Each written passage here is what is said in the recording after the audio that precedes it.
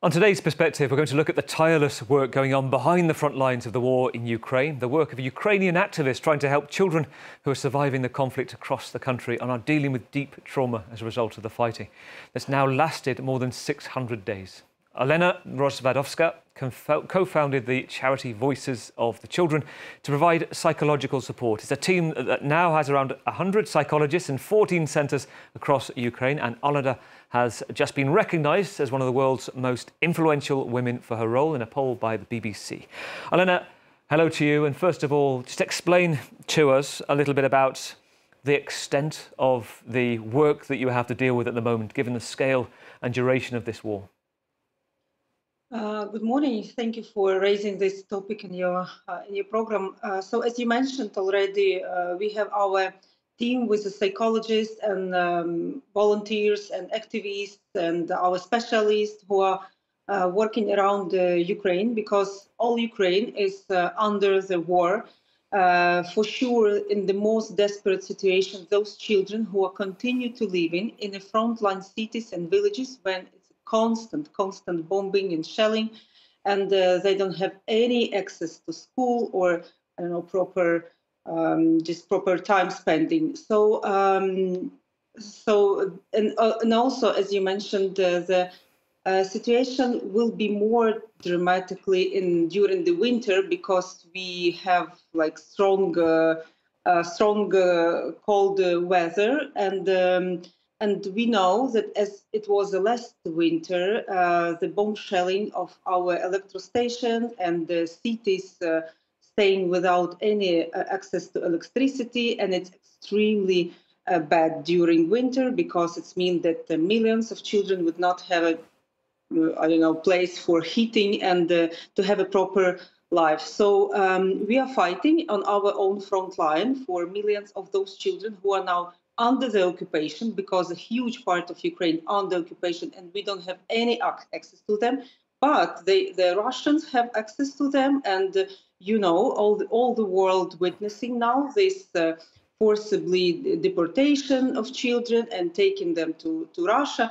So it's millions of those children in Ukraine who are living in a constant stress, constant situation of war, constant situation in the family when they don't see father for already almost 2 years, because if he's serving in army, and it's a daily work like on the front line. Looking at your work over the years, all your working life, you've been helping children, but you have a background before you started the charity as a journalist, and you were working actually on an Oscar-nominated film years ago. It's called A Housemaid of Splinters, about children in care in Ukraine. Tell us about that and the switch that you decided, actually, when the war broke out, why you were going to transform your life and dedicate yourself to helping those needing trauma care. I'm working in the field of child protection since 2011, and since 2015, when the war broke out in the eastern part of Ukraine, I moved to the east of Ukraine, and I was working as an activist and volunteers in the front line with the children. After I met a team of documentary, and they wanted to film a story about children in Lysychansk, in Luhansk region. On that time, in 2019, it was under Ukraine control. Now it's occupied and almost destroyed city. So back that time, they were looking for somebody who can show them around and meet with those institutions of children which they can film. So this is how I became a part of a documentary as a child rights advocate. And this film, Housemaid of Splinters, been nominated, Oscar nominated, and I think that it was the last in a good quality capture of Lysychansk city, which now destroyed. All the children were moved from there, and for now we are looking for bringing our cities and the hometowns back.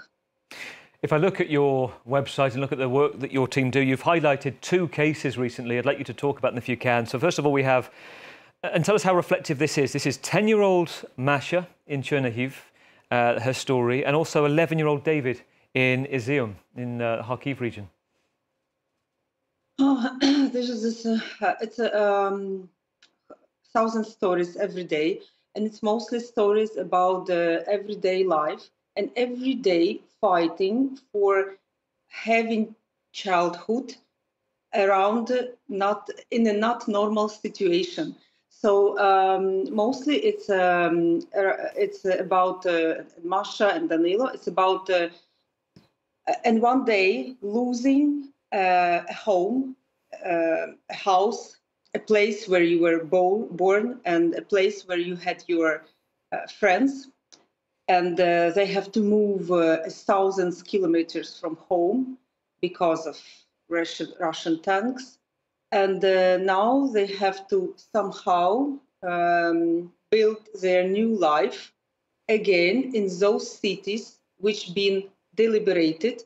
They don't want to stay abroad. They don't want to stay so far from their native cities. So that's why millions of Ukrainians and these children are coming back to their home villages, hometown, and try to live their new life. So it's looking at, as you're talking, as images of Masha. She was, I think, both with her circumstance, with the house being destroyed by explosives, and also David in Izium. I think he was living in a basement for a month at least. Is that reflective as well as what a number of children are displaced? You know, whether if they have a home, they're lucky. Yes, and as I mentioned, the worst situation for those children who are living next to the front line, and Izium, where is Danilo living, it's a city which been occupied after deoccupied, deliberated now, and it's still the territory when it's very often in shellings, and children have to, during the active fighting, they were living in it's not a bomb shelters, but it's some kind of shelters when they can hide at least from the shrapnel, and during this situation they still want to go to school, they still want to go to playgrounds, and to have just a normal childhood. Olena, great to talk to you, and there's lots more on your website and the Voices of the Children charity and the work that you and your large team now of psychologists are doing to try to help. Pleasure to talk to you here on France 24. Thank you so much.